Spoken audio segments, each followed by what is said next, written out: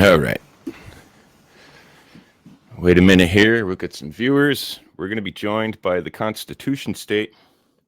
If you have not heard of him, I'll go ahead and link you to his channel here. Just give me a moment while I get situated. I am running a little behind here. You'll have to forgive me. It's been a heck of a week here in the state of Connecticut. And I've been busy with a great many of things here. Despite the fact that I don't publish everything I'm doing, I am an awful busy member of this community. And we'll go ahead and pull up Constitution State's YouTube channel here for you. Show you what he's all about. I'll give you some context and let you know what this is all about. Bear with me here for a moment. There he is. Get the share screen action, Jackson. We got 9 viewers here. News Nebraska, thank you, sir. A non-mouse. Skunk Water, thank you. And here he is. What up? What up, homie? How are you? Let's see. Good. Let me see. Sorry, I'm a few minutes late at life. No, that's all right. I'm having trouble getting us both on screen for some reason. Hang on. Yeah, I can't see you. Yeah, it's been a minute. Oh, here we go. Oh, there he is. There we go. Having some technical difficulties here, folks. It's been a minute since I've gone live. So yeah, I was just about to share your channel. I'm going to share a screen here so people can take a look at your channel. You could tell them a little bit about what's happened to you at New Britain PD, in case any of my audience members or newcomers haven't heard. And then we could discuss, why we were both at the courthouse yesterday, what we were doing, and we'll get into my unlawful arrest yesterday. If you folks don't know, I was arrested yesterday unlawfully. It was a false arrest. And Constitution State and I have some plans, and we've been preparing diligently, and we're going to start taking the appropriate steps and measures to seek legal recourse and punitive damages. That's going to be a big part of this, and from there we'll just take some comments and stuff. So here, let me get your YouTube channel up first of all. Absolutely. Just let me know when you want me to go. Yeah. Let's see. Share screen. Here we go. Share. There it is there. We'll watch a video here. Actually, let me make sure I'm sharing the audio for the screen. Share system audio. Okay. I'm going to mute my mic.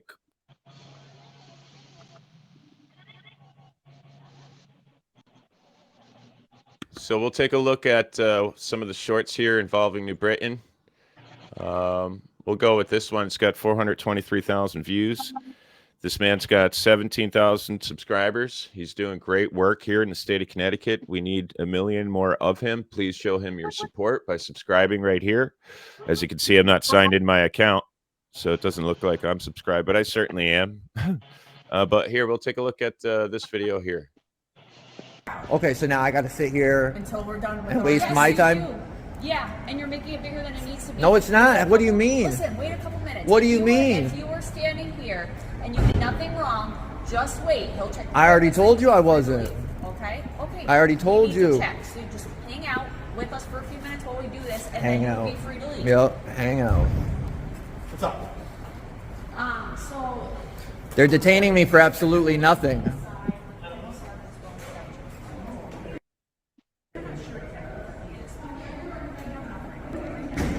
Detained for nothing. You guys know you can't do that. Put it down. Let's go. Put it down. You're under arrest. I'm not playing games here. Wow. Wow.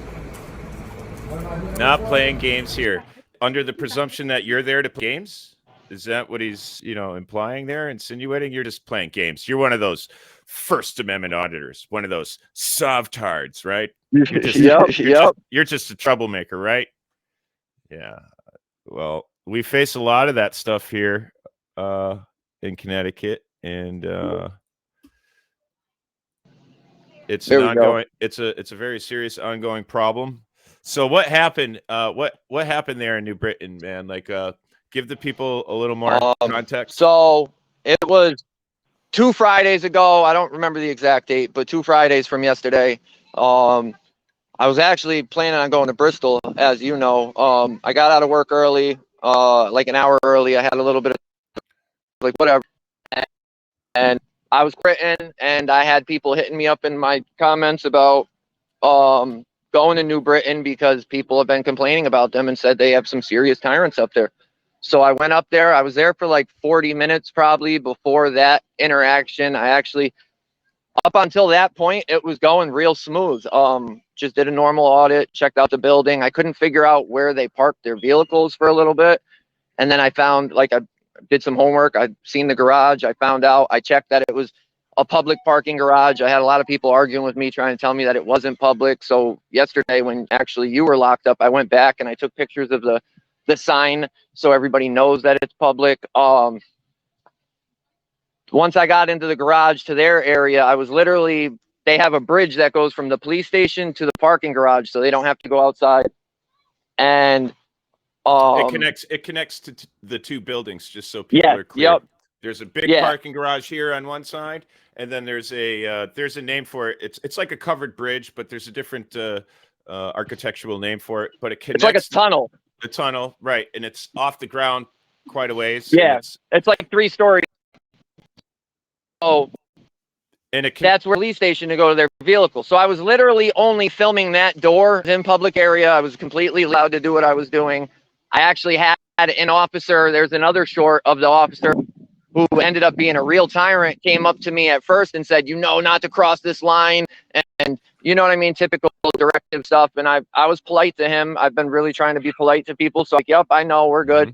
So that pretty much guaranteed that I was allowed to be there. So within there, you could tell some people didn't like it. They were walking by, staring at me. One dude actually talked to him. That's why he came and talked to me originally. Then there was a real Karen from Records came out and walked by. She was grilling me. I didn't say anything. I actually turned around and she was hiding behind the concrete pillar, the structural pillars for the garage, hiding behind it, sticking her head out like she was calling the police on me. And I turned and I said, oh, look, and I actually walked away. You have that short so that she could go in a short. It's on there. It should be. All right, hang on. I don't know if I made a short of that one actually. Is it in the no, it might not be up. Oh, yeah, it might be in the whole the full video. I'm not sure. I don't know if I made a short of that. But so nice. I felt like I was being nice. I'm like, she obviously doesn't feel comfortable. So I said, let me walk away for a few so she can get in her car and leave. And that's what I did. I went up, I checked out another part, and then I came back. Unbeknown to my knowledge, that was actually of the Bristol cop's funeral. Which I had no idea. I don't keep up to date with that.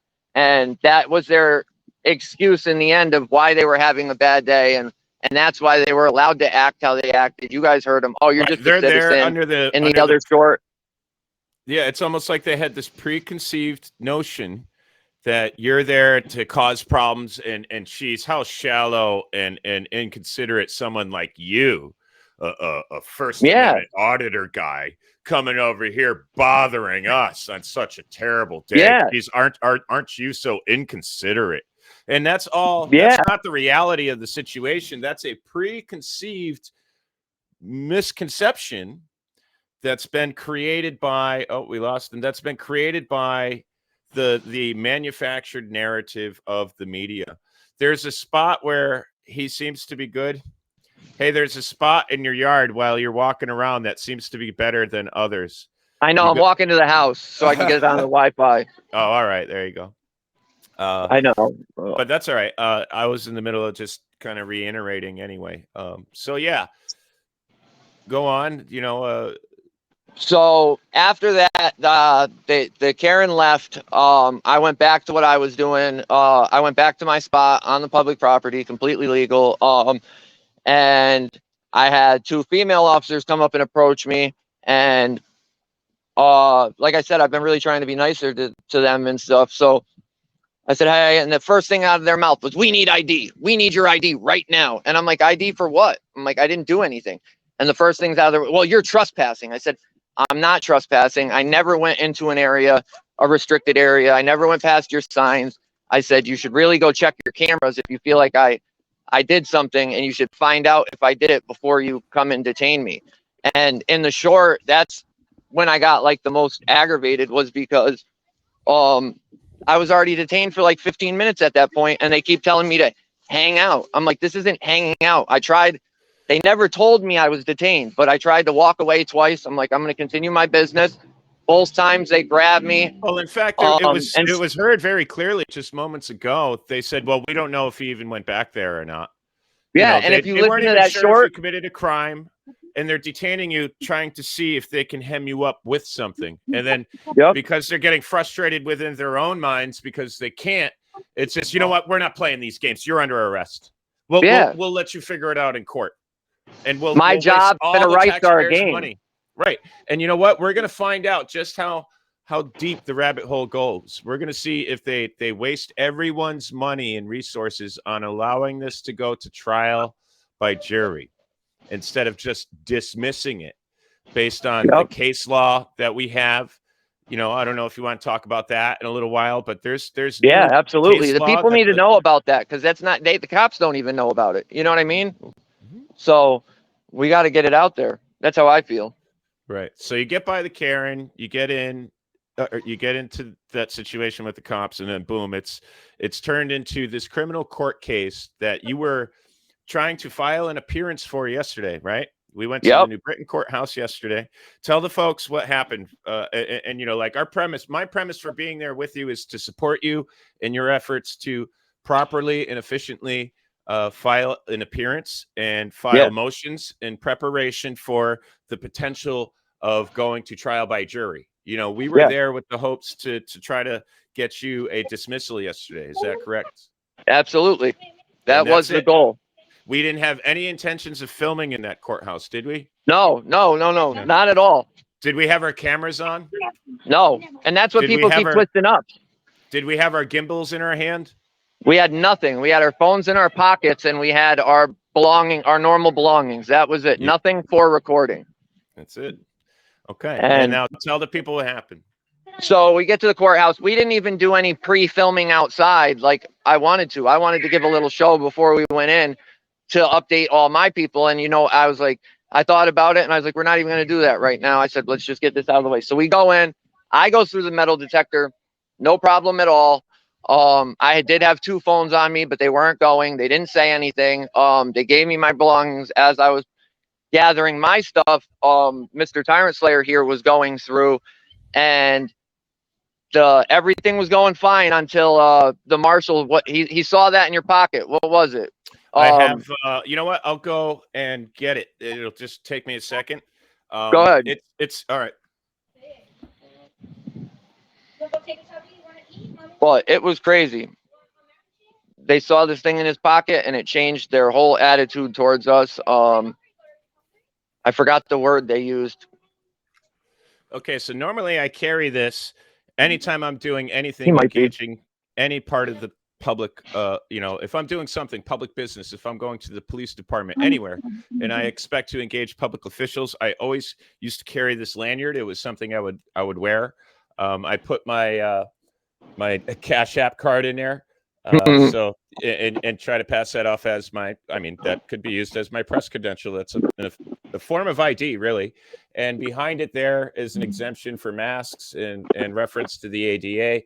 On the back side, you have a copy of the actual U.S. Code, Constitutional Title 18, Section 242, USC, and it's just a copy of the law. What they call you? He sees that as he's giving back all my stuff in the bin. He's actually having a kind of a cordial conversation with us, right? Everything was cool. Yeah, he was all right. And then he sees this, and he goes, "Oh, are you a what do they call those guys? Oath keeper." He says, "You one of the members of the Oath Keepers?" I said, "No." I said, "What? I don't even know what you're talking about," or exactly something like that. I don't know if it was verbatim. I said, "No, I don't know what you're talking about."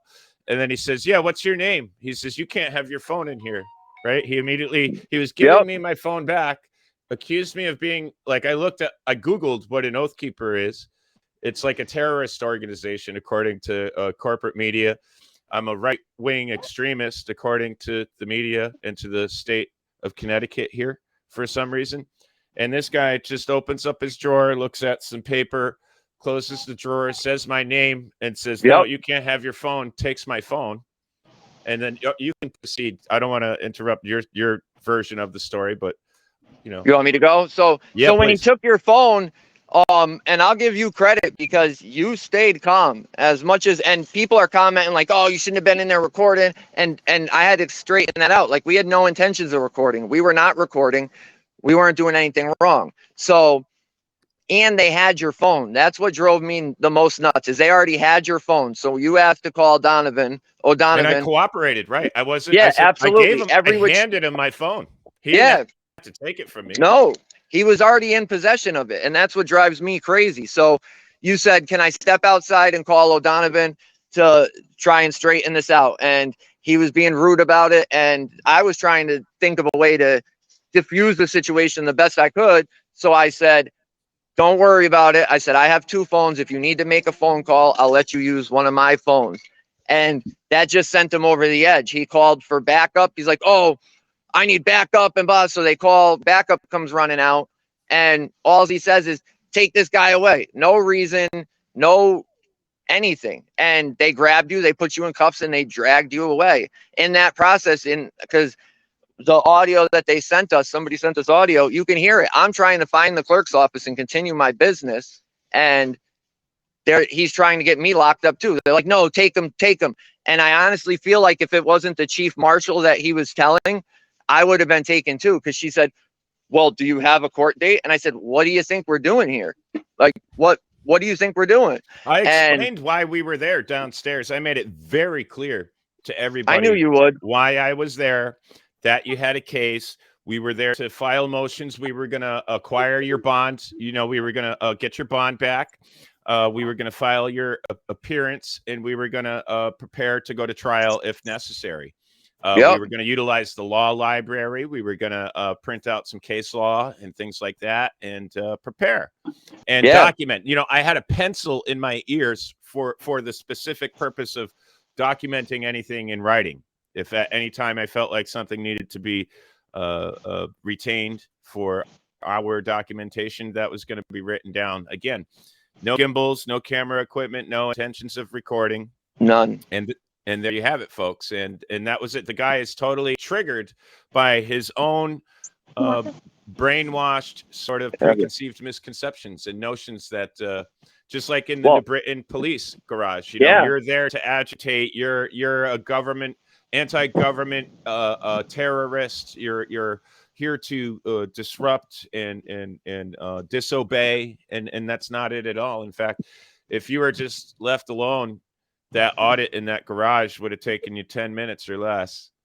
Yeah, you know? and they would have looked great, like other police departments do. Everybody acts like I only put up bad stuff. There's plenty of great interactions on my channel with police. Like, the last thing I do or feel, I don't hate police. I just hate bad policing and bad, you know what I mean? The cops that go on, that use the law to hurt us, and not even use the law, just Do you think social media plays a role in the misconception that the vast, we'll say not general public, but the vast amount of people who use social media, and like we'll say the blue line supporters and I'm pro police and you know, like we're equated to Antifa. Like people think we're going around setting buildings on fire, and they never watch our content, but they got all of us figured out. And no matter we're second-class citizens, right? And no third class, I would say. Actually, I would say animals are treated better than we are. Animals they get better treatment than we do when they're in captivity. I'd agree. You know what I mean? I'd absolutely agree. With other stuff we've talked about and been talking about, we know that. You know what I mean? They treat us like crap. Right. So would you say that social media plays a role in the shaping of these bad opinions with no basis in reality? Would you say that, you know, the media, corporate media, puts out a false narrative and then it's pushed on social media? People make memes. Then you got the political sides divided and everybody's fighting left and right. And of course, if you're anti-police, you're one of those auditor guys and you hate police officers because you're a hateful bigot. well, then, you know, you're going to have a channel like ours, and no matter what happens, the police are always right, and we should just leave them alone, and we're scumbags. Do you think? Yeah. Yeah, that's all perpetuated by media, right? Would you agree with I that? feel like it. I feel like that's one of the biggest problems we have, dude. You seen what happened in New Haven with us? Like when New Haven assaulted me, and that didn't make the media. Nobody cared. It was what it was. What happened? An officer got shot at a week later when we had to go back and revisit. And there was 10 cameras there, 10 news crews. Everybody was all over it. Like, why are we only covering? We're going to file what's for happening? that, dude. They've totally violated our First Amendment rights. Yeah. And then Fox we couldn't go 61 into the even press. was like, no, they're good. They're journalists. They're good. Yeah. And then I even asked one of the cops who had no idea who we were and why we were there, just randomly. I said, "Oh, hey, can you escort me back to the press conference?" And what did the lady from Internal Affairs do? Remember the look? I'm helping you. Oh, the look of disdain and contempt. Yep. And just to diffuse, I kind of turned it into a joke and laughed nervously, like, "Oh, did you see the look on her Yeah. face? Like, boy, I will smack the shit out of you." And she smirked, like, "Yeah, that's right. I'm in charge." Like, And what did she do? She didn't help us. She ran us around in circles till the press conference was over. in fact, she went down to the records department and conspired with the records custodian to try to come up with some narrative to defend her from her gross negligence. You know, she denied us services. She refused to identify. She denied us access to our public records. She told us to come back. You know, I explained we drove like 90 miles to get there. It was. And I left work early. Yep. Lost wages involved, everything. No, you could do that online. Yeah, I could do that online, but the law says I can do it here too, right now. And in fact, you're required to procure those records for inspection because they're in-house and they're easily accessible, and it ain't going to take any time out of anybody's day. Yep. And we still don't have that lady's name. New Haven will not provide that lady's name. Right. This is what we're up against. I feel like it plays a huge role though, because even in my videos, like, and I get people may not like us or agree with us, but if like my arrest, you got all these bootlickers and back the blue people that are happy that the police just violated my rights. Like, I get you back the police, but like, you should want better. Like, I thought we had the same goals. Like, we should want better policing. Like, yeah, you back them. I just back them in a different way than you and try to hold them accountable for their actions. But like, even when they're wrong, social media and everybody still backs them like they did nothing wrong. Oh, good for them. The officers did the right thing. They violated that man's right. The real innocent individual in that equation ends up libeled and slandered and ridiculed and turned into something that he's not. You know, my name's in the paper, dude. Right. Just in the comment section regarding what happened yesterday, people are like, good. More 1A frauditors getting locked up in public buildings. That's good.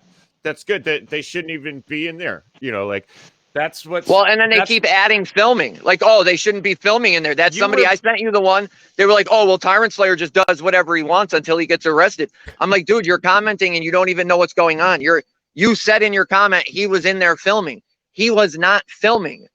So where do we get these comments from? Like, you read what I wrote, and it's I clearly the same wrote thing that the marshal did at the door. I must be part of the what is it called? The which one? Because there's I'm a member. I'm a member of the what? I'm a member of Oath the Breakers.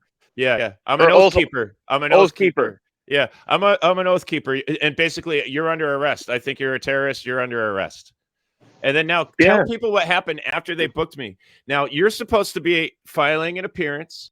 Yeah. And I explained this to them downstairs. You're supposed to be filing an appearance. You were going to file a motion to dismiss, and you were going to back that motion up with case law and an affidavit of facts, right? And we were going to go and produce that right in the law library using the publicly accessible computer and all of the law books and everything that we would need to do that. This is basic law school stuff, man. First year law school stuff.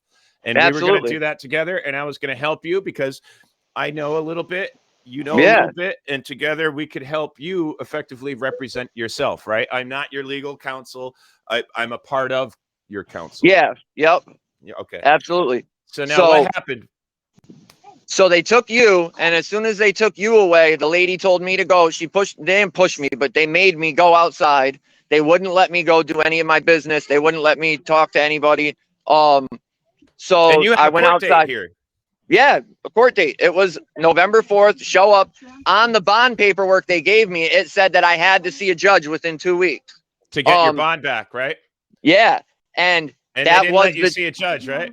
Nope, I didn't see a judge. I didn't see anybody. The lady brought me out a card with a date for January 6th. Come back on 3 months from now. Oh my God. On what date? January 6th. Right. And I was accused of being a what? A member of the what? The Oath yeah, keepers. right. So we're terrorists, and the irony of the January 6th continuance date. So isn't that well beyond the 2 weeks that they give you? Are they going to take your bond now? Are you ever going to be able to get your bond back? Or what? Actually, let's tell the people what you plan to do on Monday, like to try to rectify the situation. So Monday, I'm going to go to the court after work. Even if I have to leave work early again, I'm going to go to court. I'm going to file the appearance. I'm going to file all the paperwork we need to file. I'm going to try and get my bond back because I don't know how it works now, but they told me now that as the first time you go to court, they give you your money back. So I could use that $100. You know what I mean? I have kids. I work all the time. Like you know what I mean? Connecticut is squeezing the people as hard as it can. $100 doesn't go very far in this state, but when you're a father and you have kids and you're working 5 days, well, wait a minute, hold on. Let's just full stop there. You mean to tell me you have a job? Really? I've been reading all over the comment section in your channel that you don't have a job. You're a bum. Listen, I would put money on it that I work probably more than 90% of the people that say that. Yeah. Where do you think these folks come from? Do you have any explanation as to the trolls specifically exclusive to YouTube? There's like a group of them that go around. They got their Discord chats and things, and they kind of coordinate efforts to target channels, right? They'll jack and steal the content, make their own false narrative at your I had that expense. today. I sent you that today, right? I put a copyright strike on one of the frauditor channels, and they're fighting it. Right, of course they are. This is how they make a living. They exploit the innocent people and help the state ridicule them and mislabel them in their bigotry. Exactly, because you know how I feel? I feel like if they really wanted to make a difference, instead of trying to make fun of us who are actually trying to do something, they would go out and do it the way they think it should be done and show everybody, lead by example, not take their videos. And everybody that's used my videos for educational purposes, they don't use facts. They put their opinion in the video, which is usually bogus and not true. And I just then want to let everybody know too, that for educational purposes, you actually have to be a certified educator recognized by your state. So that the dirty little secret is they think that they can get away with stealing your content and use it to libel and slander you at the cost of the growth of your channel or any lost revenues and damages that you may have to incur, right? And the slander and the reputation, everything that goes along with it. They think they could do that, but really in a courtroom, it's not going to hold up, pal. It does with the YouTube algorithm that's not dictated by a human being with a brain and an inkling of knowledge regarding law. But in a real courtroom setting, if we were to actually get tied up with all these trolls online, unless they're real educators, they have no business using that stuff for educational purposes. Yeah, and you'd smoke them every time. But it's just the system. I feel like they try to suppress us or whatever, oppress us. You know what I mean? Like, put enough on us. They've been doing it to me. It's called stifling dissent. It's their way of making the people, creating the transparency and trying to hold our public officials accountable. It's a means for them to diminish our credibility, our reputations, and our content. And it goes a lot farther than just the trolls who are sometimes police officers or clerks themselves. Yeah. It goes further, and it's echoed by people of all walks of life. Really, it's very unfair set of circumstances that we're up against, and there's a lot of risk involved in our line of work. It's a very unhealthy line of business. And you know what, though, is I watched auditors forever before I decided to do it, and I really decided to do it because I didn't even know about you until after I was doing it. I felt like there was nobody in Connecticut. And I felt like with my dealings in the past with the police, because, I mean, not everybody knows, but I have a past. I've been out of trouble for 8-9 years now. Most And members of the community do, and that's often used by the trolls to be like, see, he hates Yeah. cops. He's mad because he got in But- trouble. it's not that I got mad. Listen, I own everything I did, but the way I was treated at the house I'm at right now, dude, I can show you guys the yard. They beat me up in this backyard. They beat me bad in this front yard right here, Willimantic Police, because I ran right down there off of West Ave. I got away and I got to my house, and my kid's mother talked me into turning myself in. So I sat on my front porch, and they pulled up with like 8 cars. Like 10 minutes later, I had my hands up. I was smoking a cigarette. I said, "You guys can take me," and they whooped me. They whooped me bad. I had a baby hernia before they did that. After they beat me, they brought me to lockup, and it was bad. The thing was sticking out so bad. I said, "I need medical They attention." rattled your prior injury, your prior. Yeah, they wouldn't. And the best part about that is I had been to the doctor like 2 weeks before that, and the doctor was like, "It's not that bad. We're gonna wait till it gets worse to do surgery." So it was all documented. Like, and then that happened. They wouldn't give me medical. They didn't let me make a phone call till 12 o'clock the next day. This happened at like 9 o'clock the night before. They finally let me make a phone call. I got somebody to come bond me out. I had to go straight to my doctor on a Saturday because it was the weekend. And he said I had to go straight to the hospital, and I had to stay in the hospital overnight, and I had to have emergency surgery the next day. They've ran up in houses without warrants for me, not even knowing if I was there or not. They've done a bunch of stuff. And that's kind of why I got into it. So, and I'm grateful that once I did, like, I don't remember the dude's name, but that dude linked us up, and like, I don't know, I feel like it was just meant to be. Like, we get so much hate, and there's not many people that can actually do this. And I had no idea before I started doing it that there was so many trolls and haters. And like, I don't care if you support the police a different way than I do or agree with some of the stuff, but like, these people really wish that we would get hurt. There's people happy that Jay Surreal died and that these people are dying. Oh that my are struggling. God. The lack And that's of crazy. humanity, the complete absence of humanity is indicative of the very behavior of the police and the other public servants and officials that we're filming to show people like, look, man, this isn't left versus right, Democrat, Republican, Antifa, Black Lives Matter versus the Tea Party or the KKK. It's none of that stuff, man. This is just real life, in your face reality, day to day in the state of Connecticut, what we're dealing with here. If you're written off as a right-wing radical, you're arrested without cause in this state. You're denied access to your courthouse, and you're denied the services provided therein. You're not allowed to go in and file your appearance. What if it was 15? I mean, we're on the cusp of winter here in this state. Yeah. And anybody who knows anything about New England, the weather here is out of control more often than not, really. So we'll have like every season in one day. You wake up at 6 o'clock in the morning, it's 29 degrees outside. 12 o'clock in the afternoon, it's springtime, man. 65. Yeah. Things are nice. You're like, what in ever loving hell is going on around here? Sun starts going down. You got a little autumn-esque sort of feel to the deal. And then nighttime comes and it's winter again. Boom, 24-hour cycle. You've had all 4 seasons. What if it was 15 degrees, 10 degrees outside yesterday? They're going to make you stand outside of the courthouse while denying you the right to file your motions, denying you your right to due process. Dare I say the right to due process? Does anybody really care? Like, there's a real humanitarian crisis happening here. And rather than being embraced by our fellow citizens on a large scale, it's almost like 50-50. And that unto itself is very disturbing and disheartening, discouraging even at times, and what we're doing. No, absolutely. Yeah. So what was I going to say? So, what up, John? I see you down there. I appreciate you, bud. And like you were saying, the weather. What's the weather going to be like on January 6th? Because I'll tell you right now, it's going to be freezing without even knowing. Yeah, January is the coldest time of the year here in the state of Connecticut. A lot of good things about Connecticut. The state government is not one of them, and the weather, depending on how you like to be, what you like your climate like, is very, very terribly unstable for some people who live here. They get in the wintertime, there's like a change in the mental health in this state. Yep, Would absolutely. you agree with that? Yeah, I agree. Everybody gets morbidly depressed and very, very angry, like vicious, rude with one another. And then like around Christmas, it even gets worse. You'd think because of the holidays, like they stress everybody out even more. Let's throw some midterm elections into the mix, you know?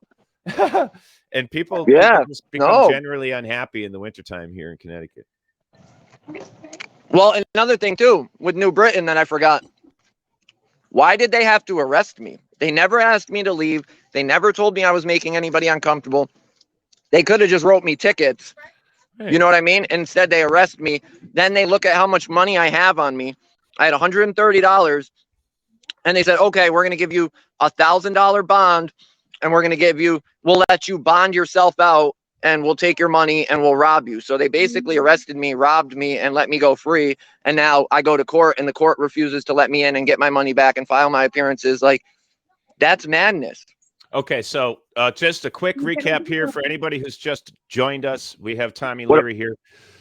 This is basically about, we shed some light on the false arrest here that the Constitution State has been dealing with. He had a court date yesterday set in New Britain, Connecticut, GA 15. We arrived at that courthouse and anticipated, getting a lot done to help this man proclaim and prove his innocence, get these charges dismissed. And we were met with accusations of being terrorists and totally violated every which way till Sunday. And ultimately, this man was denied his right to due process, denied services of the court, made to wait outside while I was illegally arrested. I had the guy, one of the marshals was actually arguing with me downstairs in lockup. He's like, this is a detainment. You're not arrested. I had to explain to him that detainment is an arrest. I had to explain to him that false arrest, as deemed by the Supreme Court of the United States, is akin to assaulted battery. I mean, there's kidnapping charges. There's, the violation of my Fourth Amendment illegal seizure. There's a whole mess involved with this. This state creates messes to try to avoid responsibility and to protect, we'll say, a state prosecutor is like, oh, I've got a 98.7% conviction rate. I'm not going to let this guy ruin that. I want my record, so just tell him to go outside. If that's what they have to do, clearly that's what they're going to do. It's disgusting and it's disturbing, and we're talking about it. Now, when I was arrested and being taken downstairs yesterday at the courthouse, GA 15 in New Britain, I was asking why. What are the charges? What do you think gives you legal precedence to place me under arrest? And then they said, you were creating a public disturbance. So I said, oh, you're going to try to charge me with 53A-181? I says, you can't do that. I said, I was totally calm, totally cordial, totally respectful. I didn't do anything wrong. I asked a couple of questions. I didn't even finish putting my items from the bin after going through the metal detector back in my pocket before I was thrown in handcuffs from behind, while I was calmly and respectfully talking to Sergeant Oates, who was a petite female marshal who arrived on scene and seemed to have a much calmer and cooler head. I turned to her. I said, cooler heads prevail. Let me tell you a little bit about what's going on here. My name is Tim Riley. Blah, blah, blah. Boom. I'm in handcuffs. Done. She should have stepped up. That's what I was just going to say, dude, it blew my mind that he could just call them and make up whatever he did. And they came running out. And instead of anybody, especially her being the highest one there, actually finding out what was going on. And she kind of did at the end with me. That's why she didn't take me, because I was like, I have court. I have a reason to be here. And that's when she made me go outside. But she should have took control and been like, what's going on here? Instead of just letting this guy, who clearly shouldn't be working for the public at all, and he's probably been there forever, looking at how he acts and how old he is. So he's probably been doing this to people for 20 years. And what was their excuse? Oh, it's Friday. You got caught up in the whirlwind. The same thing they said when they arrested me. Yeah. Oh, right. we had a rough day. They have excuses for everything they do, violating our rights. Right. It's great that you bring that up, because that's an excellent point. And just to clear this up for ex-bootlicker, thanks for joining us. He's always been a fan. He's always here in most of my live streams. He's always involved in the comment section, and I sincerely appreciate your participation. Thank you, ex-bootlicker. In this state, what 53A-181 would represent is breach of peace. It's infamously eviscerated the First Amendment in this state for decades. And it is the single most, I don't know if it's the single most, but it is one of the single most overly used charges by police just to hem somebody up and eliminate their own frustration with the hopes that the court is going to slap me in the face and absolve the police department of any wrongdoing, even if they know they're wrong. It's a breach of peace statute. It's CGS 53A-181.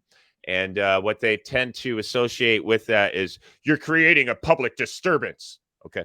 And that's exactly what they said to me. And this is where I kind of started schooling them downstairs on the statute and the case law that I'm aware of, which the courts and the police departments do not even yet understand the nuance of, because it's I wouldn't say infant stages, but toddler stages. It's only 5 years old, roughly. But basically that charge, breach of peace, now has to be accompanied by threatening, verbal threats or a threatening behavior and or an act of violence unto itself, which, I mean, I was not engaged in any act of violence, and I certainly was not engaged in any sort of threatening. Well, was I either? They charged us both with it, and neither of us did what they are claiming. Right, exactly. Now, when I was downstairs in lockup, first of all, the supervisor, Sergeant Oakes, it's good that you expressed your displeasure and your shock and awe in regard to how she conducted herself throughout the situation as it developed, because you're absolutely right. She should have stepped up and kind of separated me from the marshal. He should have been pulled off from the desk. Somebody should replace him. He becomes part of the investigation. We all get our own little spot somewhere to talk about what's happened and figure out where we're going, right? That's kind of what should have happened. It didn't happen. Now I'm in lockup, and I actually did get a gentleman to stop and talk to me who claimed to be a supervisor. And I said, hey, listen, man, well, then you need to be made aware of what's happened. No one stepped up and did the right thing, as you were saying. It's kind of surprising that someone of rank or in the brass of that judicial authority didn't step up and do the right thing. And he's like, well, I was down here. I didn't see what happened. I'm like, yeah, well, you need to find out what happened, because I'm in shackles behind bars, with a steel bench and a stainless steel toilet, and I haven't done anything to be here. And one of the marshals even said, quote, I have no idea why you're in there either. And then another marshal who initially said he was advised not to speak with me. He wouldn't answer any of my questions. He said he was advised not to speak with me when I first got there. About an hour into my illegal stay, during my arrest, a detainment is arrest. I must emphasize that in case this marshal is watching. Upon an hour in my stay, about an hour into my stay, that guy finally, I got him to talk to me a little bit. And he said, well, it's like this every Friday. It's just crazy down here. I'm like, why am I even in here, man? Where's the chief? I've been told for, the last hour, she's going to be down to talk to me in 2 minutes. I said, as soon as I talk to the chief, I'm sure I can clear this up. And he says, well, it's Friday, man. It gets crazy here on Friday. It's been a crazy day. It's like this every Friday. So I said, oh, so it's just like I'm in here because I got caught up into the whirlwind of this. And he just, that's it. Turned around and walked away. So there was no humanity in any of this equation. And I'm immediately written off as a dehumanized individual who is allegedly a part of the Oath Keepers right-wing radical terrorist organization. And it's only appropriate to make you, the individual who has a court date, the individual I was trying to assist in properly representing himself, it's only appropriate to make you wait until the ironic date of January 6th to have you appear again in court, well beyond the 2 weeks that you're required to on the paperwork to get your bond back and things of that nature, right? So that's why we're doing the show. That's where we're at. We're going to file civil cases.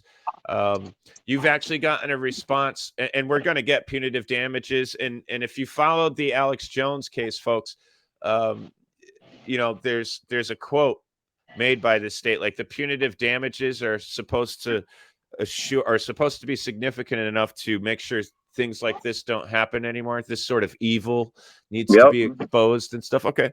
So we're going to go for significant punitive damages here in our civil cases. We're going to try to file, we are going to file criminal charges against our officials involved, and we're going to hold them accountable to the letter of the law, not because we're sovereign citizens or soft hearts who don't think we're American citizens and we're above it all, but because we're following and using the law. That's all. Well, we're held to this standard, so why aren't they? You know what I mean? Like I said in my video I did yesterday, when you were locked up and I was walking around, I said, how can they just kidnap him? He didn't do anything wrong. If me or you went and kidnapped somebody, we would have $1 million bond. We'd have probably 20 years in jail. They'd make us out to be a serial killer. You know what I mean? And these people do this on a daily basis. We're terrorists because we're asking questions and we're not even carrying cameras. Nope. I was arrested within 90, maybe 120 seconds of walking into that courthouse. Yeah, and all it took was him seeing this. Yeah, that was it. That set him off. You can hear it with the audio the person sent us. Like, you can hear it. Let me say something real quick. Buru, I think that's how you say it. You're the man. You're always in my chats. I appreciate you. You're always looking out. Bootlicker had said no one working for the government can be the complainant. And I'm glad you said that, because in my case in New Britain, the complainant was the records lady. She's the one that called the cops, and she's the one that tried to have me prosecuted. And she did. That's the reason they arrested me. 90U, you've been busy. I've been busy too, bro. It's just life. And John Creco, I appreciate you. I just wanted to run through because you gave a shout out to Bootlicker. Well, yeah, and those are my couple people that always show up and support. So I want to give them some love. And folks coming on over from the Constitution State side, thank you so much for your support. He and I are going to be doing a lot of great things together going forward. There are some great plans on the horizon. Absolutely. I think we can illustrate better than we can articulate the unity that the people truly need and the power behind that unity. The power of the individual multiplies with more individuals. It's true. Not individuals as a collective.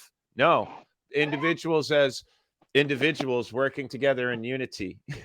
Yep. There's more behind it than just the politically correct nonsense that we're getting on social media and elsewhere that would portray us as something that we're not. Boru, thank you so much for the charitable contribution. We've got a $20 Snapchat here. It appears the layout here on Restream is a little different, so I didn't catch it right away.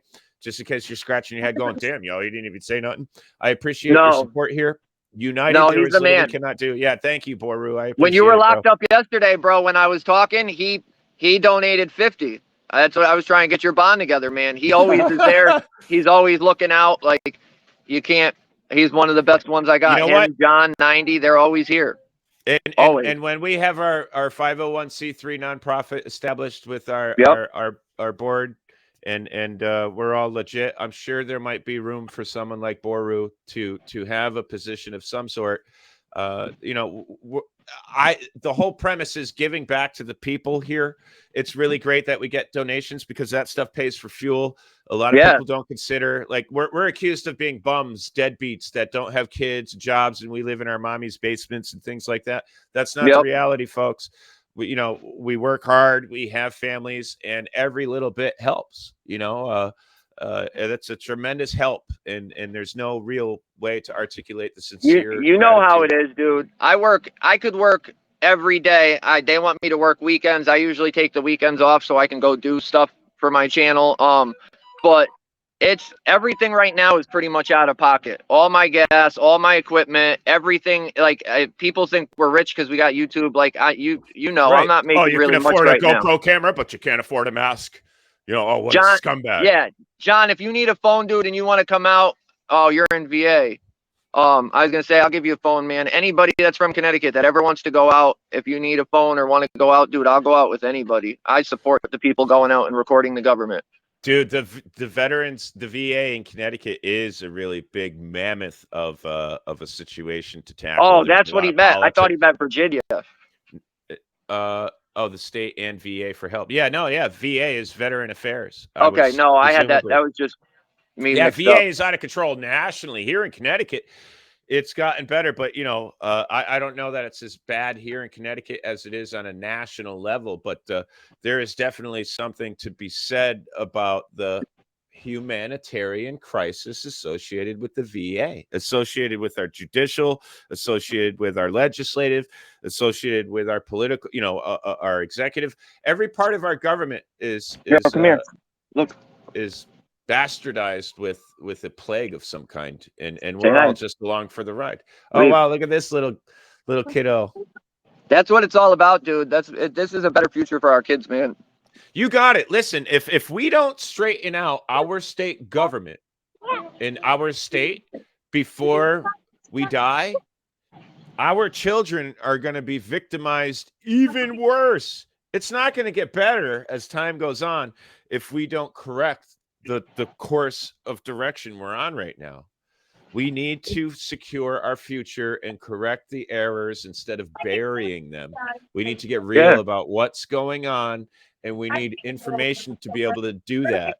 That means you and I need to be able to go into our courthouses and be able to film if we think it's appropriate, so that we can Absolutely. appropriately document what's going on and talk about it rationally, so we could figure out what we can do about it realistically and honestly. It's not a lot to ask for. This is America. That stuff's supposed to be a fundamental, man. Fundamental. The freedom of press and transparency, accountability, all that stuff. And I'm not gonna lie, everybody knows, dude. I've only been doing this like 5 months now, I think. Like 5 months, that's it. And my whole opinion has changed so much since I started. It's insane. Like, I mean, we see it online and we see stuff happening, but like to see it firsthand, to see what happened at court yesterday, like, and I always say it like, oh, this is the worst thing I've seen yet. And every time I say it, dude, it's true. I keep running into more and more crazy stuff. But to see how that went down yesterday and how they just took this man's word who didn't say anything except for take him away. That he was just making it up as he was going, and I tried to call him out. He pointed at you at one point. I know. Said, he's recording right now. Take his phone too. Take him too. He's recording. Yeah. I wasn't doing anything. I was like, who said anything about recording, man? And he just stared like a deer in the headlights. Yeah, he made it all up. Yeah, oh yeah. And you even said it to the Sergeant Oaks. I found out her name is Oaks. You were like, oh, he's just twisting it up. He's just saying things that aren't true. He's trying to twist things up. Nothing even happened here. I don't know what's going on. I did. I was so mind blown. That's why when they were like, get out, I'm like, go. You said try and grab your phone. I'm like, give me that phone. They were like, nope.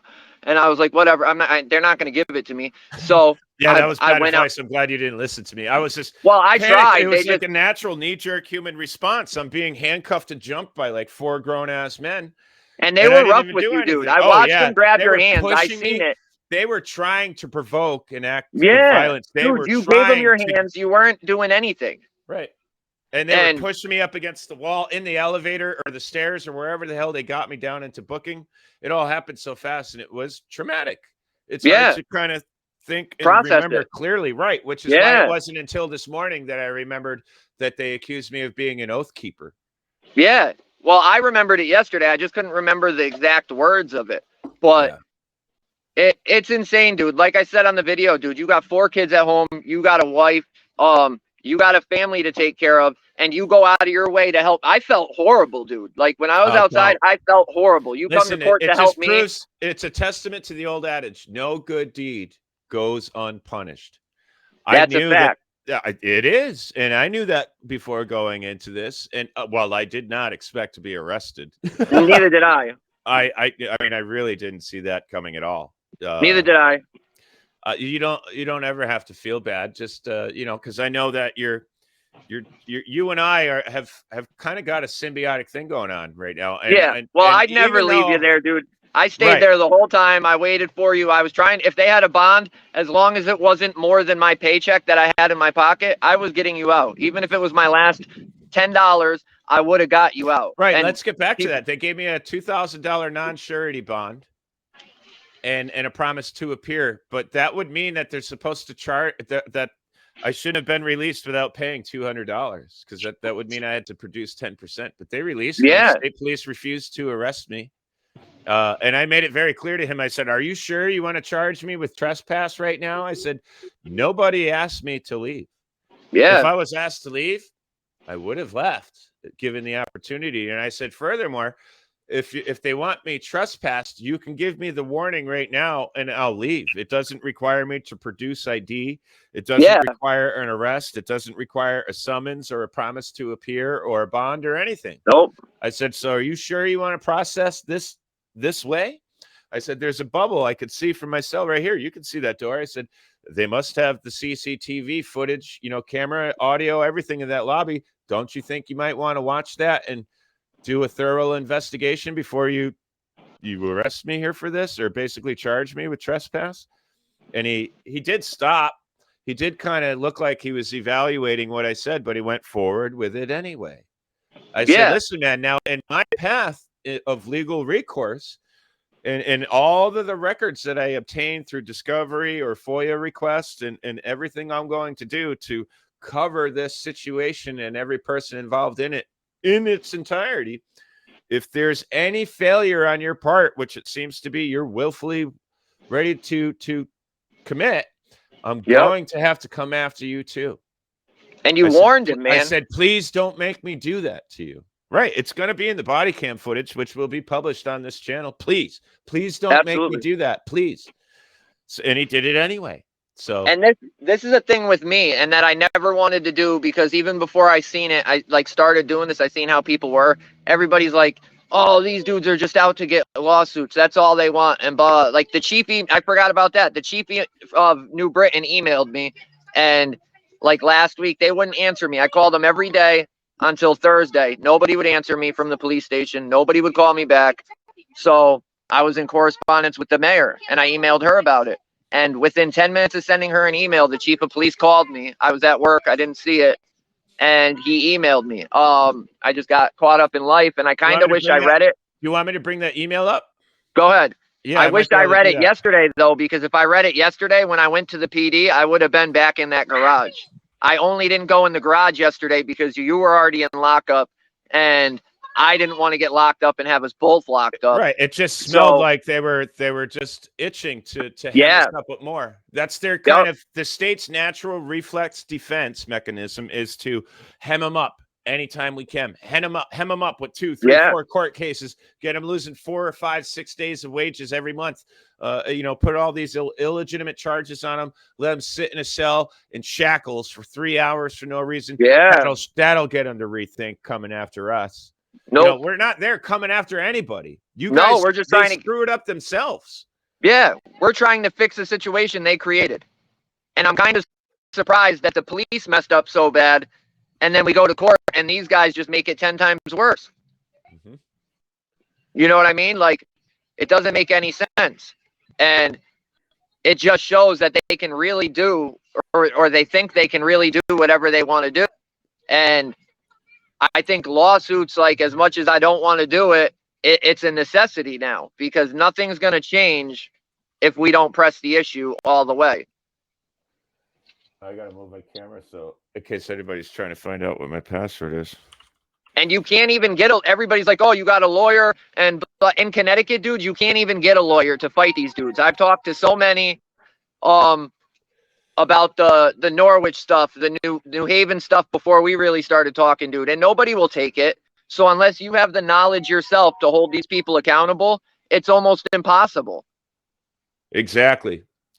And even beyond that, there is a tremendous bias on behalf of the judicial against, well, we'll say the weaponized judicial of the state of Connecticut against pro se litigants, sui juris defendants and plaintiffs.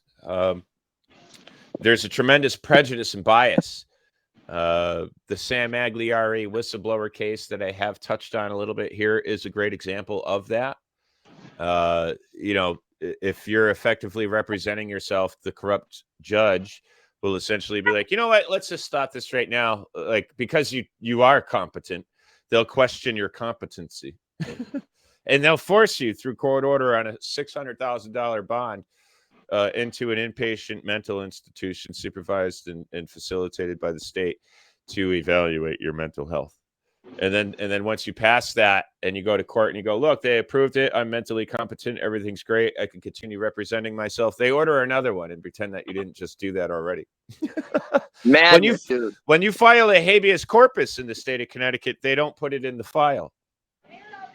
It doesn't matter if you file it electronically to make sure it's in the file, because they'll just remove it. Somebody will. There's probably 3,000 people at any given time who have inside access to your file to be able to edit it and do things to it inside of the electronic filing system of the state of Connecticut right now. And we're going to do a show on that. We're going to be joined by Mr. Al Cuzio. That's going to be a show unto itself. He is a genius in his own right. He is very, very intelligent, eccentric, and very well versed in regards to a plethora of law. And he's very helpful to a great many of citizens, just as Andrew Pritchard is. I don't know if people have been following the Andrew Pritchard story on my channel, but please check that out as well. What do you got going on your channel aside from this? Aside from New Britain, you have the Norwich case too, right? You're responding to No, New Haven. Oh, New Haven, right? Yeah, Norwich we didn't do anything with, just because it you know what I mean. It wasn't that. I mean, it was a big deal, but New Haven's coming up this month, and basically, I would urge you to do the same that you were. Oh no! Do Wait! No, you were right. Is Norwich coming up this month? Yeah, no, that charge is coming up. That's creating a public disturbance for what was I was out filming cops. I was driving down Boswell Ave in Norwich. And I guess I was doing the speed limit. Like, I'm not out breaking laws when I'm out watching cops. You know what I mean? So I'm doing the speed limit. A Domino's driver got upset with me doing the speed limit, blew around me, and then locked up his brakes and stopped in the middle of the road. Like, if you're going to blow around me and go ahead. What am I going to do? But to stop in the road, like, I don't know what you're going to do. I don't know what you're mad about. So I sat there for like 5 seconds. He didn't move. So I went around him because there was a cop up. I had to turn around so I could go back up and tape this cop that I'd seen earlier breaking traffic law infractions. So I go around him. I get a parking lot. I go to turn around. The dude jumps out of his car, runs over. He's holding his pants like he's got a weapon, like something. Like, oh, are you good? Are you good? And I'm not gonna lie, I can be a confrontational person, but like, I was in the middle of doing something. So I'm like, dude, are you good? Like, I'm not even doing anything. You're the one acting up. Like, what is wrong with you? And he's like, oh, I just wanted to make sure you're good. And then that was the end of it. He got in his truck. I turned around. I went and translation, like, oh, do you want to fight? Yeah, he was super aggressive. Like, I wish I had my camera going then, but I was driving, so I didn't. But so I go up the road. I turn around. I park the car. I talk to the cop. He takes his car and he parks it behind the house on the private property, so I couldn't see him. I taped from the road, and I said it in the video, dude. Watch, I bet this dude's gonna drive by. Within 2 minutes of saying that, he drove by. I panned the camera on the road, and all I said was, oh, and I spun the camera as he drove by. He locked his brakes up, backed up, and this time he was nicer, but I had already talked to Domino's, so I expected him to be nicer. But he kind of just ran his mouth. I said, listen, I have nothing, and I have that part on film. I said, I have nothing to say to you, dude. I said, I'd act right now, too, if I were you, and that was it. He said, he put his finger up. He said, 1 minute. And he pulled up and he called the cops. So I'm like, whatever. I didn't do anything wrong. It is what it is. So they show up being instant dicks. Nelson, the little blonde dude. Oh, we need your ID and we need this and that. And I'm like, I'm not giving you my ID. I didn't do anything. When he walked up, he said he was there for me interfering with the other officer that was 50 feet away behind the house, not the dude that called him. So I was like, kind of stumped. And then he starts talking about whatever the dude had told him that happened earlier. I was like, you're not here for that. You're here because he called you because I panned him with my camera, not whatever he's telling you happened earlier. I said, I'll give you my side. I said, this is what happened. And to be honest, this is why I stopped talking to him, because I told him what happened, which was the truth. They literally took nothing I said, and they ended up charging me with creating a public disturbance because the cops were there. That's what they said. You created a public disturbance with us being here and blah, blah, blah. And I'm not And going that's to. a breach of peace charge, as seen on the docket, 53A-181. Is that what they charged me with on that one? 53A-181. That's what you were talking about. See, I didn't know that when they It's gave the me the same on paperwork. both dockets, but they word it differently in each of their narratives. One of them is breach of peace. One of them is creating a public disturbance between the two towns. But they're Which both is the same thing, statute. which is yes, not what I did. exactly. And So- according to the new case law, State versus Basala, the breach of peace charge only stands in court if your actions are accompanied by threats or an act of violence. Absolutely. And which was neither done. I didn't do anything wrong that day. I could say I was that was one of my first real like interactions with them since I was doing this. And I was a little overly aggressive in that. And that's why, like, in my videos now, I try to say that I try to remain calmer and this and that, because I got a lot of slack for that. But in that situation, dude, while they were violating my rights, dude, I was so upset. That was like the first time it really happened. And I was so mad. That's why I went in on them. That's why I talked to them the way I did. Because they didn't have anything. They went and talked to him for 40 minutes. And then they came over to me, heard 2 seconds of what I had to tell them, shut me down, and then gave me a ticket. So I had to give them my ID. Supervisor Marsh showed up and literally did nothing. Right, and if you didn't give them your ID, they would have arrested you for obstruction. Absolutely. Now you're impeding my investigation. You're obstructing my investigation by not IDing. And I ended up giving them my ID. They ended up giving me the BS ticket. And it's finally coming up. So yeah, I have to go to that, and I'm very, very confident I'm going to beat that because it's all BS. I actually have to request the records from them still, because after that they solicited a trespass from me. The officer on scene told me to go talk to Domino's in person. Yeah, we'll get that phone call too. I guarantee Nelson called Domino's, Jared Nelson. So when I went to the police station to complain, and I'm not going to front, I tell everybody the truth. That was like one of the first times I'd really had an interaction like that, and then tried to go to the police station and follow up with a supervisor. And the supervisor was just as useless as his officers. He did nothing to help me. He actually got me solicited. He solicited the trespass from Domino's. I was there about a half hour. The first 20 minutes, I wasn't trespassed from Domino's. Everything was fine. I ended up telling him I was going to go to Domino's to talk to the supervisor once I left there. And he was like, oh, don't go tonight. And I'm like, I'm not from up here. I'm not going to take a special trip back up here just to go to Domino's. I'm going to stop there on my way back. So he said, oh, let me go get the complaint form. Was gone 10 minutes. Every other time a cop's got me a complaint form, it takes about a minute. They walk him back, they grab a paper, they bring it back. And then when he came back, he filled me in that I was trespassed from Domino's it was between 10:30 and 11 at night. So do you really think at that one moment at 10:50, when he went to go get the complaint form, the phone rang and Domino's said, hey, we actually want this guy trespassed?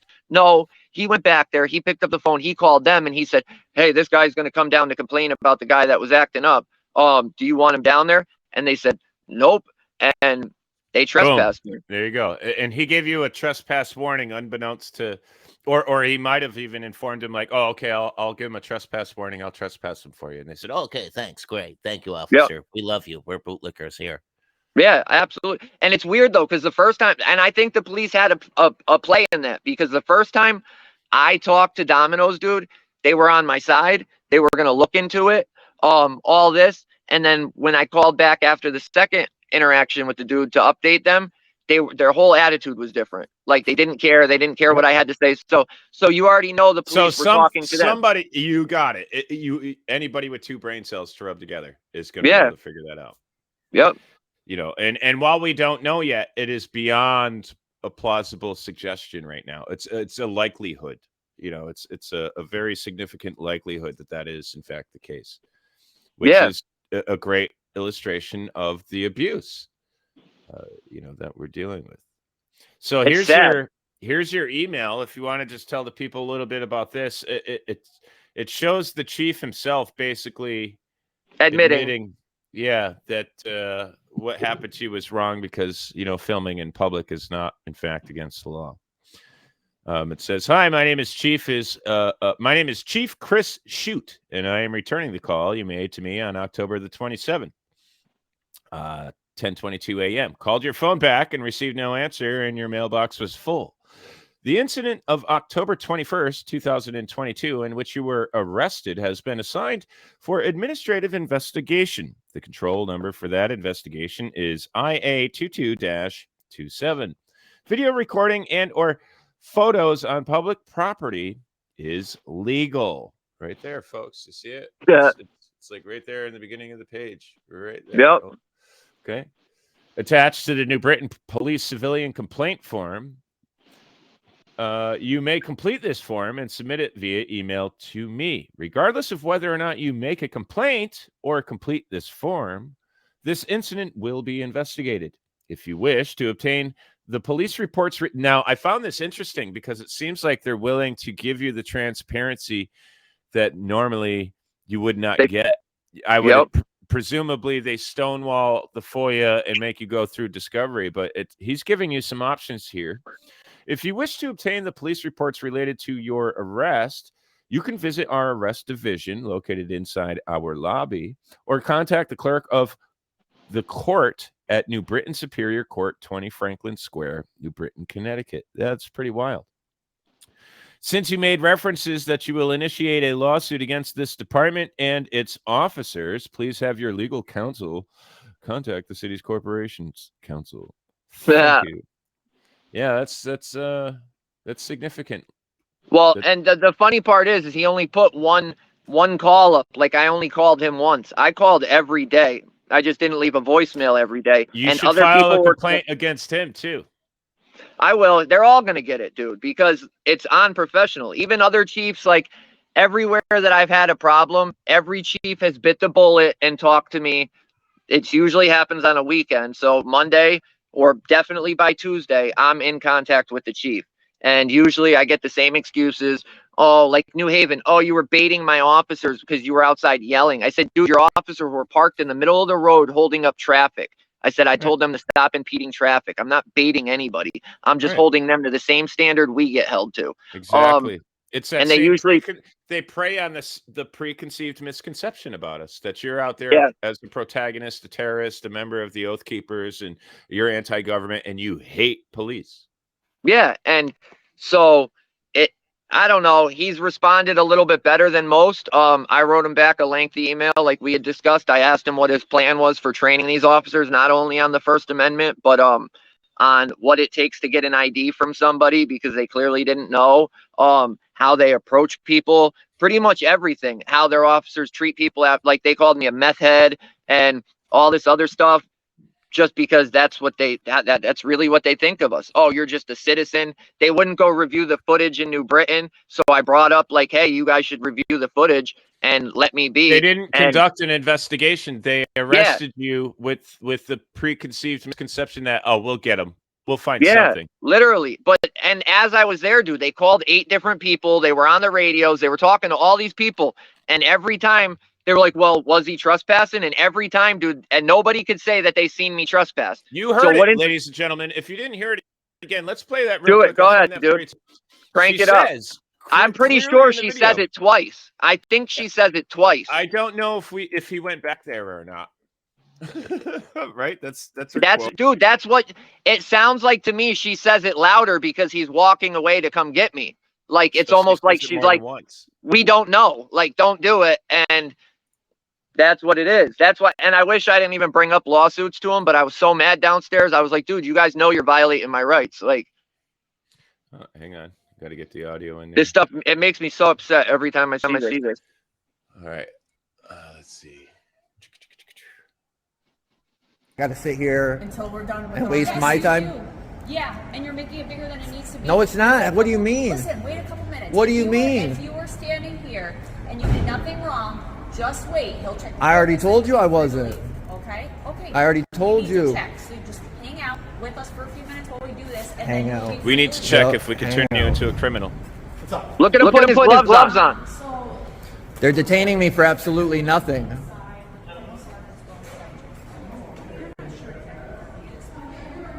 Definitely. Detained for nothing. We're you guys not know sure you can't or do not that. if he actually went on that sign. That's the time. Yep. Not playing games here.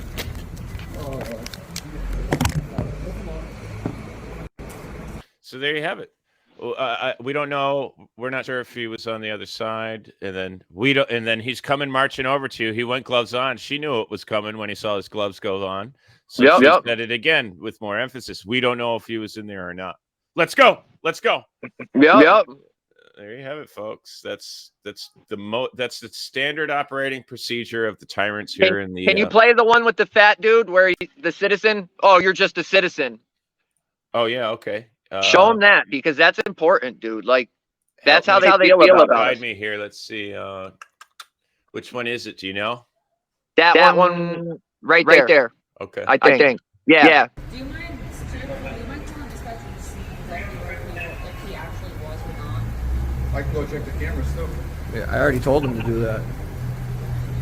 You don't tell them to do anything. Well, You're nobody here. like you are? You're a civilian. You're somebody. Oh, so we're below you?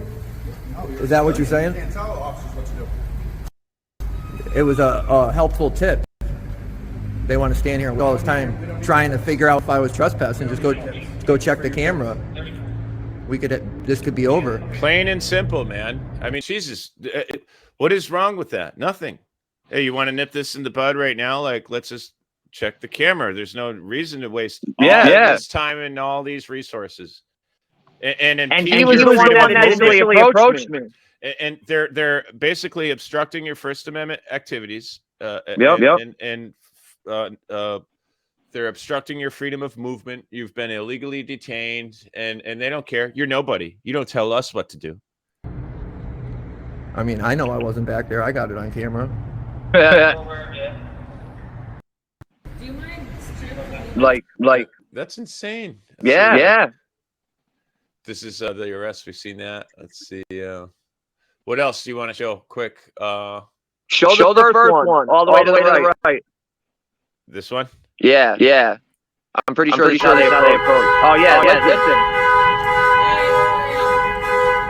Good, how are you? Good.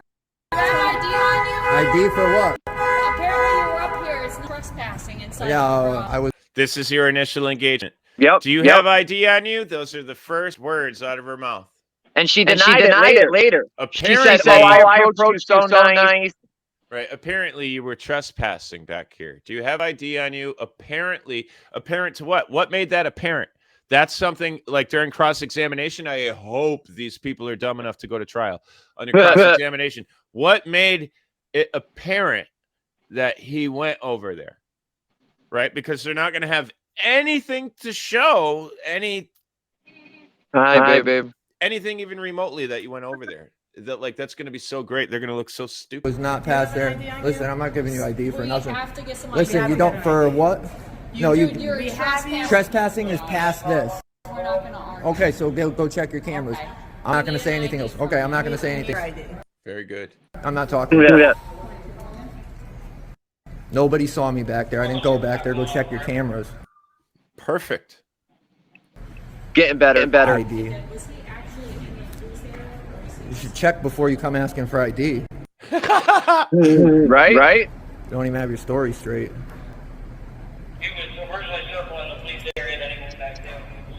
He was originally circling the police area, then he moved back there. So coming out. So I wasn't back there. So I wasn't back there. If he was in the police area, he's 130. If he was in the police area that was restricted, he is a 130. Okay, so back to what you said. Go check your cameras, right? Yeah. Simple. Yeah. Beyond that is restricted. Right, and you know, and you didn't go back there. Nope. And that's why I went back and got signs, though. Because everybody was like, oh, you went past, blah, blah, blah. I'm like, no. I mean, I know I wasn't back there. I got it on camera. Not that we're aware of yet. Not that we're aware of. Yep. It sounds like somebody tried to confirm. Why is your body It's cam not that flashing? we're aware of. Doesn't? It's none of your business. Yeah, it is. Isn't it supposed to be on when she deals with the public? Business is none of your business. Isn't it supposed to be on when you? Public business is none of your. It's none of your business. Public business is none of your business. My safety is none of his business. Right. I don't see a light on. If the light's not on, her body camera's not on. And look at the stone cold. See, this is the lack of humanity. Look at that face right there. Like, it doesn't change. It doesn't move. The lips are pointed down. She's a miserable fucking Yep. right? And she's probably angry with men. Yeah. I don't really know. I'm not going to pretend to know, but just the face says it all. And then this guy's like, "Don't worry, honey, I'll back you up." I think Yo. And if you watch after like the full video, that dude is the one that called me the meth head. He looks fucked up. Like he looks like he's high. He probably is. Yeah. Deal with the Walking public. around eating donuts and shit. Quiet. You'll see if it was on or not. I will.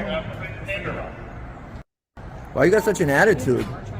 After the day we had, It doesn't matter. it matters. No, it doesn't. Oh. If you're a public, After the day we had, I can have this attitude with everybody in the public. Fuck you, buddy. You are nobody. Doesn't even look like he's on duty. After the day we had, we're going to illegally arrest you now. That's the second time he brought it up. We've just confirmed over our radio that there's no evidence of you entering that restricted area. But I got a friend coming down right now, ready to go gloves on, and he's going to. He's the one that called for the patrol car. Well, then he's a big part of your lawsuit. Yep. Punitive damages. They'll get it. serving, you ain't supposed to just treat people like shit because you had a bad day. Take a day off. Take a personal day. No excuse. No excuse. Attaboy, I agree 100%. And look at the stone cold faces. On both of them. What's your first name, at least? I'm not going to answer any questions. No. No. Can I get your guys' name and badge numbers? Yeah, it's species 548. At least you gave that. Yep. See, I think they already know. Oh, fuck. Me too. We got this guy in here, and they know who he is and what his history is like, and now they're intimidated by him too, which is why the situation spiraled completely out of control because those two females who initiated contact do not have any control over this situation any longer.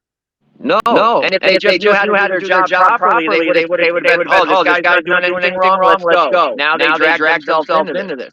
That's it. I'll ask him when he gets off the phone. You know what he's going to say? It's none of your business. I mean, And I never got his name. I still don't know his name. Yeah. I asked the chief today for everybody that was involved. And the worst part about this is when, I think it's in one of the shorts. Okay. Dude, they had all the higher ups there in suits. There was like 3 of them there. And I looked at them and I asked them, I said, you guys are going to allow this? And they said, oh, they're just doing their job. Okay, well, now you're in it too. Yeah, that's what the NAZI S's used to say too. They were just doing their job. I don't want to say the word because all of a sudden this video will get flagged.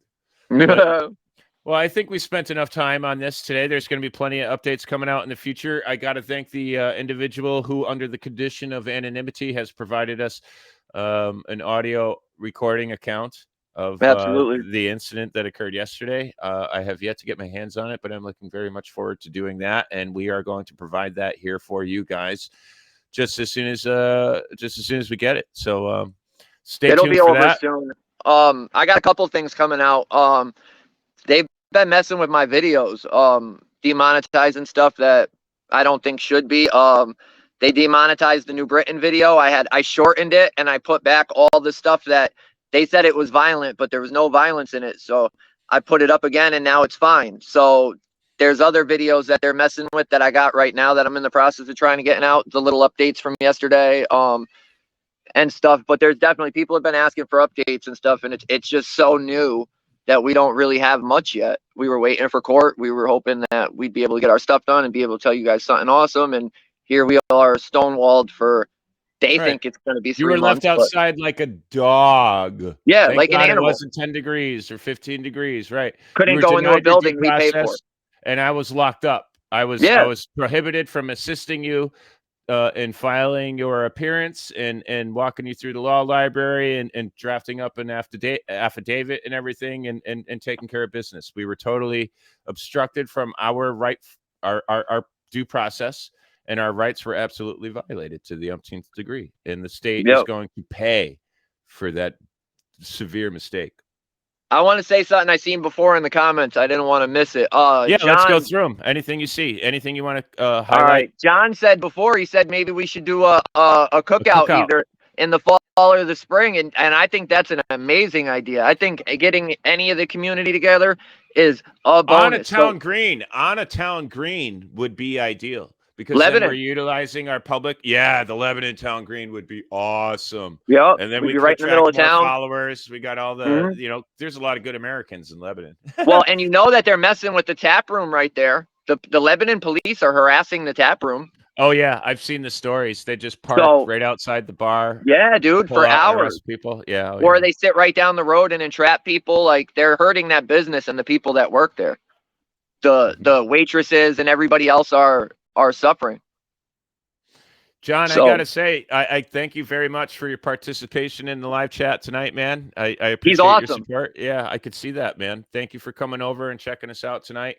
I got some good people. He's in all of mine usually. Like, he's local. Great. Like, that's why I was trying to make sure this would be linked, because I know I got like some people that are really into this, and I knew they'd come over and look out. John Buru, 90U. Buru, thanks again. Ex Bootlicker. Yep, 90U. Ex Bootlicker. Tom's one day full, whatever. I don't know how to say that exactly, but all of them. Wisdom of Matriarch. We appreciate all. Yep. I appreciate everybody. Hell yeah. Rachel N. Thanks, Rachel. Bonehead 88, 90U. Who else do we got? I think that's it. It's funny. I don't see a lot of my peeps. Apparently, your audience likes me better than mine. I don't know what's happening here lately. Listen, and I don't even want to front, man. Like I said, this has been 5 months. 5 months I've been doing this, and honestly, the support is what like really drives me. Like, even your support, dude, because sometimes this stuff it's depressing at times. You know what I mean? Very unhealthy. They really put line of work, man. It's very unhealthy what we're doing. We lose sleep. We have to deal with the stress of court dates, charges, libels and slanders, lost wages, traveling, being made to wait outside instead of being able to actually engage our own court dates. But the people make it worth it, dude. Like, John, let's have a cookout, dude. That's awesome. That's what it's about. And I'm beyond grateful, dude, that I found you, because like it just makes us so much stronger as a team. You're more educated in certain areas than I am, and you're willing to help me, and it's a duo. And I feel like I've been looking for you just as much. I know. As you've been looking for me. I couldn't get anybody to go out with me. Look at what happened. I had my boy go out with me, and he wouldn't even hold the camera. Norwich is pushing me around the parking lot, and I'm like, dude, record this, and he wouldn't do it. So, and it's hard to go out with people that, like, I'll go out with anybody, but people that, if you don't want to record and you're just going to be there, it's kind of weird, because now you're going to get caught up. And like, the police would try talking to us, and he'd start talking to him, and I'm like, don't talk to him. Like, I'm trying to coach him through it and handle my stuff. Like, it's just, I needed somebody like you, and I really believe that this was meant to happen for a reason. Like, you're super close. You're not like I feel like things happen for a reason. Thank you, John. It's almost divine. It's almost divine. And, I reflect on a lot of the good comments and emails I get. People are like, you guys are doing God's work, man. You got to keep it up. And I don't know if I would go as far as saying that myself, but some of the support that I get from the community, people relate what we're doing to the old Sons of Liberty and to God and the founding of the country. Absolutely. And if our followers like this little panel thing, dude, we could do this way more often. It's just, we weren't lined up yet. We're just getting there. So even if today, you guys like this stuff, rocky start. Yeah. If you guys want to do this more often, we can definitely set this up, because it's important. And I think it's easier to give you guys updates and stuff like this than it is to just make a video and throw it up. With the support, we'd be even more happy to do it. We'd be more inclined. It'd be a hell of a motivating factor for us, Yeah, absolutely. That's a big part of it. It's because we're doing it for them. Well, for all of us. But if people are appreciating it and watching it, then it makes it more inclined to we can walk away with a great feeling refreshed and good, instead of feeling I'm happy with how today turned out. Lingering. This is the first one, and I'm happy with this. Yeah, amen to that. Well, God bless you and yours, Constitution State. Kiss that little boy for us over here. My boys can't wait to meet the family. My wife. I know we'll be over soon. This weekend coming up, we'll set something up. Awesome. I'll bring everybody over. I'm looking forward to it. I'll reseason the cast iron skillet and everything, man. Like I'm ready, dude. I want that steak, man. Attaboy. But yeah, keep your head up. I mean, obviously, we're gonna be in touch. I'll send you what I got in a few. Let me wrap this up with my son. I got to finish this visit and get out of here. But yeah, it's stuff's coming, people. It's just in the works, man. It It's takes in the time works. in the state. It's an uphill battle every step of the way, and they'll club you out of the courthouse if they have to. Yeah, to do that as we to see. prevent you from making progress. You got it. Yep. So But we'll carry you guys along every step of the way. Plenty more to come. Thank you very much for joining us, Constitution State. As always, it's a pleasure and an honor and a privilege. Thank you so much for joining us. And until next time, stay safe, everybody. God bless. yes.